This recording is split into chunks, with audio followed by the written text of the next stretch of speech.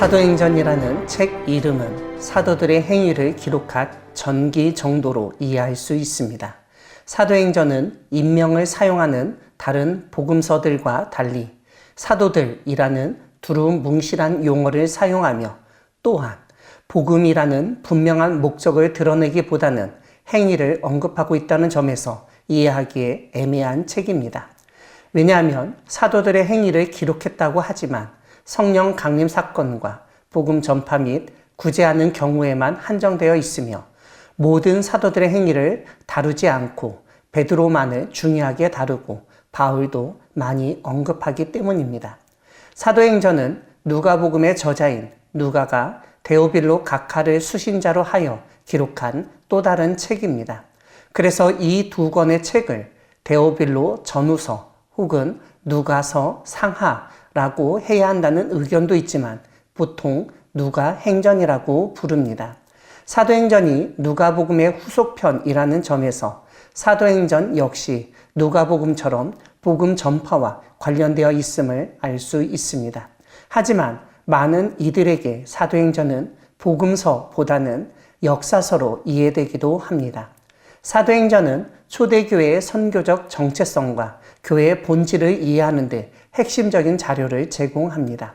사도행전은 예수 그리스도의 승천과 함께 시작되는데 제자들에게 성령을 기다리라고 명령하셨으며 성령을 통해 증인의 사명을 감당하게 될 것을 약속하셨습니다.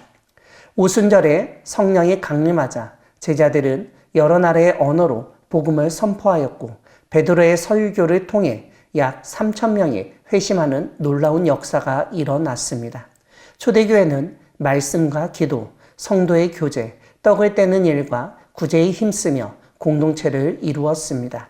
또한 사도들은 성령의 능력으로 병자를 고치고 복음을 담대하게 전하였습니다. 하지만 이러한 교회의 성장과 함께 유대 종교 지도자들의 박해도 시작되었습니다. 결국 스데반은 초대교회의 첫 순교자가 되었습니다. 스데반의 순교는 복음이 예루살렘 밖으로 확장되는 중요한 전환점이 되었습니다. 스데반의 순교 이후 복음은 사마리아와 유대 전역으로 전파되었습니다. 빌립은 사마리아에서 복음을 전하여 많은 사람들을 회심시켰으며 에디오피아 내시에게 복음을 전함으로써 이방 선교의 가능성을 열었습니다. 베드로가 고넬료에게 복음을 전하는 장면은 복음이 유대인뿐만 아니라 이방인에게도 동일하게 주어졌음을 보여주는 사건입니다. 또한 예수를 박해하던 사울은 다메섹 도상에서 부활하신 예수 그리스도를 만나 극적으로 변화되었고 이후 이방인의 사도로 복음 전파에 헌신하게 됩니다. 안디옥 교회는 유대인과 이방인이 함께 신앙 공동체를 이루는 최초의 교회가 되었으며 이곳에서 처음으로 그리스도인이라는 명칭이 사용되었습니다. 사도행전 후반부는 바울의 세 차례 선교 여행을 자세히 다룹니다. 바울은 소아시아와 마게도냐, 아가야 지역에 수많은 교회를 세웠습니다. 제1차 선교 여행에서는 갈라디아 지역을 중심으로 복음을 전하였으며 제2차 선교 여행에서는 마게도냐 환상을 통해 유럽 선교가 진행되었으며 제3차 선교 여행에서는 에베소를 중심으로 장기간 사역하면서 아시아 지역 복음화의 기반을 마련하였습니다. 예루살렘으로 귀환한 바울은 체포되어 여러 차례 재판을 받았고 로마 시민권을 행사하여 황제에게 상소하였습니다. 로마로 향하는 여정 가운데 난파를 경험하지만 하나님의 보호하심 속에서 로마에 도착합니다. 사도행전의 중심 주제는 성령의 역사입니다. 성령님은 교회를 탄생시키고 사도들에게 복음을 전할 능력을 부여하며 선교의 방향을 인도하십니다.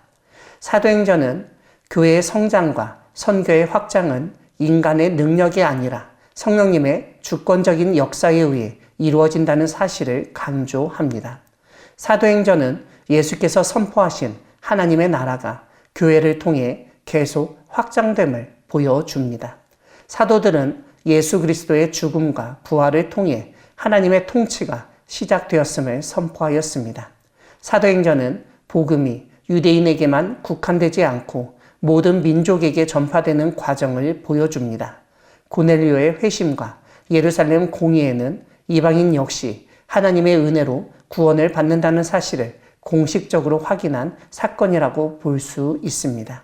사도행전은 교회를 말씀과 성령, 기도와 교제, 사랑과 나눔으로 세워진 공동체로 묘사합니다. 또한 사도행전은 복음 전파가 항상 환영받는 것이 아니라 박해와 고난을 동반한다는 사실도 보여줍니다. 하나님은 이러한 박해와 고난마저 복음의 확장의 도구로 사용하십니다. 스데반의 순교, 야고보의 죽음, 바울의 투옥과 재판은 모두 복음이 더욱 넓게 전파되는 계기가 되었습니다.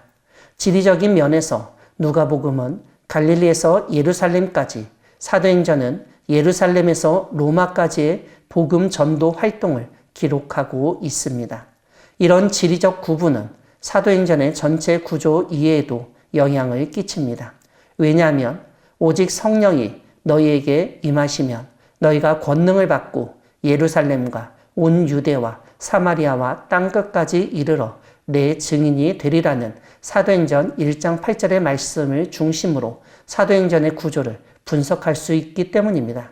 이러한 구조 분석은 예수님이 언급하신 오순절 성령 강림 사건과 예루살렘, 유대, 사마리아, 땅끝까지의 복음 전파를 연결시켜 이해하도록 만듭니다. 하지만 사도행전을 인물 중심으로 보는 방법도 있습니다. 전반부는 베드로의 활동이며 후반부는 바울의 활동으로 보고 앞부분은 베드로 행전, 뒷부분은 바울 행전으로 구분할 수도 있습니다. 사도행전 구조에 대한 지리적 이해와 인물 중심 이해를 표로 만들면 다음과 같습니다. 사도행전은 하나님의 선교가 성령을 통해 교회 안에서 실현되는 과정을 기록한 책이라고 볼 수 있습니다. 사도행전은 교회의 본질이 성령의 도우심과 인도하심 가운데 말씀을 선포하고 공동체를 세우며 복음을 증언하는 데 있음을 강조합니다.